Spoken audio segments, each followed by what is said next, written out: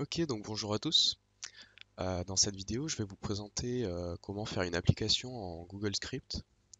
Donc, Google Script ou Google Apps Script, qu'est-ce que c'est? Donc, c'est une plateforme de développement qui va nous permettre de développer des applications pour toute la suite Google.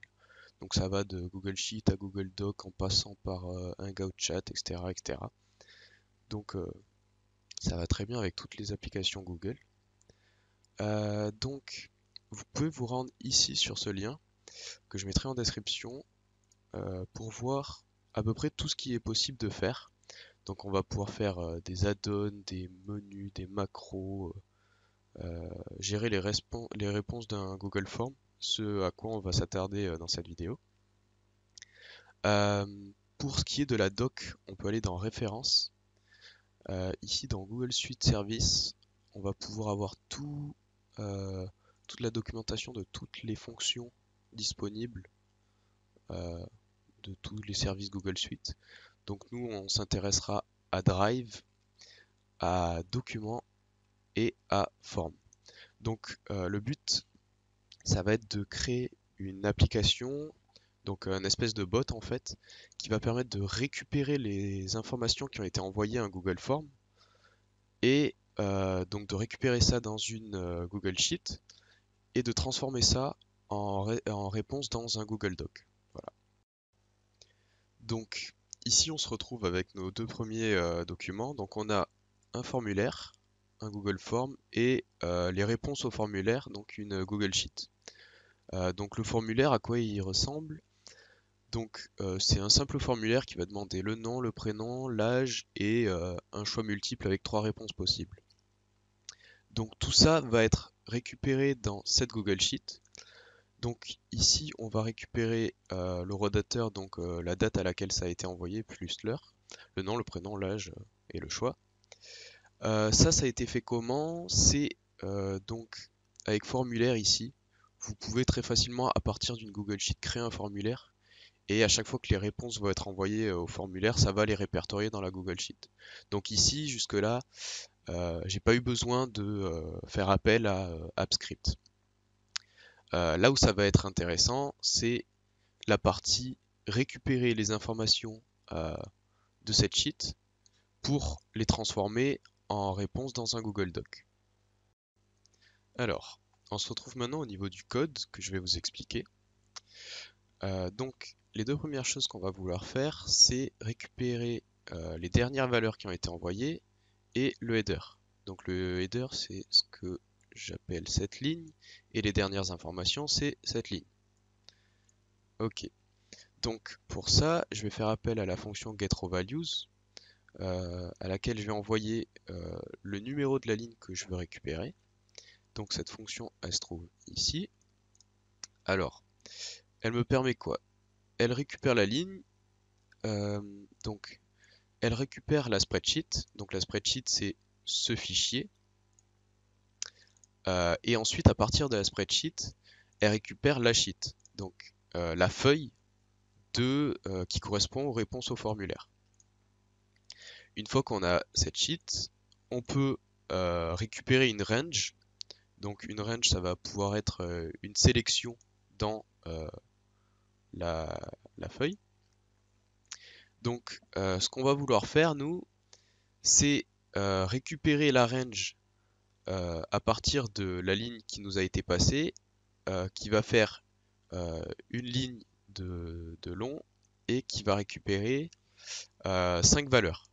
Donc pourquoi 5 valeurs? Parce qu'on sait qu'il y a le rodateur, le nom, le prénom, l'âge et le choix. Ok, maintenant qu'on a cette range, on va devoir faire un getValues pour avoir un double tableau qui va correspondre du coup à la sélection. Ici, on vient return seulement le premier élément parce qu'on sait très bien qu'on n'a qu'une seule ligne.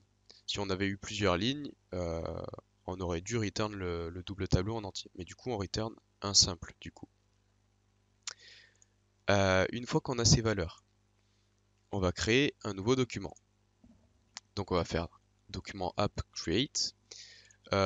Ici, cette valeur, ça va être le nom qu'on va lui donner.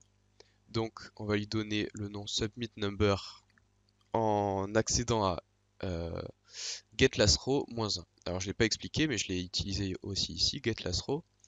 GetLastRow, c'est simplement, ça fait la même fonction que getRowValues à peu près, sauf que à partir de la sheet, ça va nous donner l'index de la dernière ligne.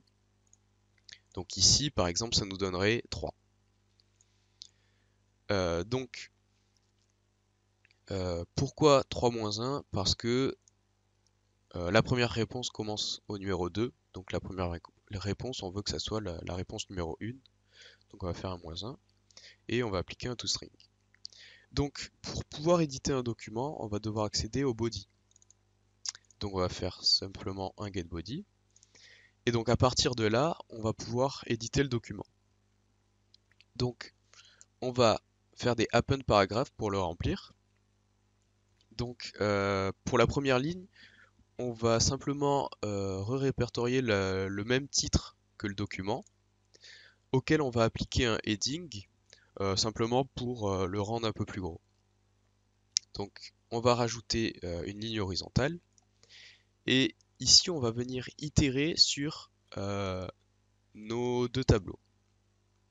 Donc on va simplement récupérer à chaque fois les valeurs qui correspondent entre elles, et on va les append au body, à chaque fois en créant un nouveau paragraphe. Donc ce qu'on fait simplement, c'est que on fait header, espace, deux points, espace, et la valeur. Une fois qu'il a été itéré sur toutes les valeurs. Donc le document est créé, les valeurs sont dans le document, mais on va vouloir le move, parce que par défaut, en fait, le create va venir créer le document à la racine de votre dossier Drive. Donc, ce qu'on va vouloir faire, c'est un move file. Donc, il faut bien distinguer la différence entre un document et un fichier. Un fichier, ça va être une entité avec laquelle on va pouvoir jouer pour la déplacer dans l'architecture du dossier Drive. Donc, vu qu'on avait simplement le document, on va devoir récupérer le fichier qui correspond à ce document pour pouvoir le bouger. Donc pour ça, on va récupérer son ID, et grâce à Drive App, on va faire un getFileById, et donc ça va nous récupérer le fichier. Ici, on va faire la même chose avec la spreadsheet, donc on va récupérer son ID pour récupérer le dossier qui correspond à la spreadsheet. Donc on fait un getFileById. Ici, cette sélection, ça nous permet d'avoir le fichier qui correspond à la spreadsheet. Maintenant, on va faire un getParent et un next pour récupérer son dossier parent. Faut savoir que getParent est au pluriel et qu'il y a un next parce que un fichier dans Drive peut avoir plusieurs parents. Donc voilà, ici on sait très bien qu'il n'y en a qu'un seul parce qu'on l'a créé au préalable, et donc on peut faire ça. Maintenant, à partir de ce dossier, on va ajouter le fichier du document. Donc là, le document, à partir de cette ligne, se retrouve dans la racine, mais aussi le dossier qui correspond à la spreadsheet. Et donc, grâce à cette ligne, on va récupérer le root folder et on va enlever le fichier de la racine. Voilà. Donc, grâce à ça, on a notre script qui est terminé. Donc, on va faire un test. On va l'exécuter. Donc, ici, on va exécuter la fonction onFormSubmit. Donc là, tout simplement, ça va récupérer la dernière valeur qui a été envoyée. Donc si on revient dans notre dossier Drive, on voit qu'il y a un submit numéro 2 qui a été créé avec le titre qu'on lui a donné et toutes les valeurs.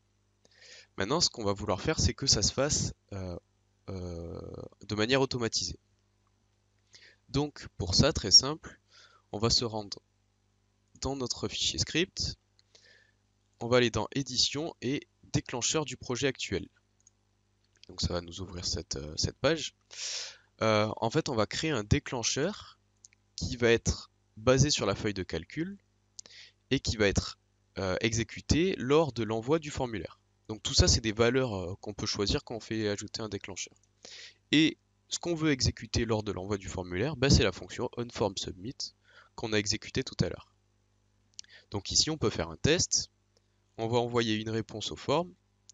Donc, je vais rentrer mes informations.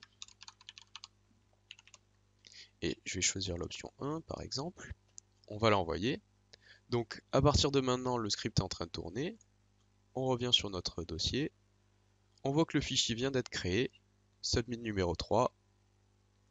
Avec mon nom, mon prénom, mon âge et mon option.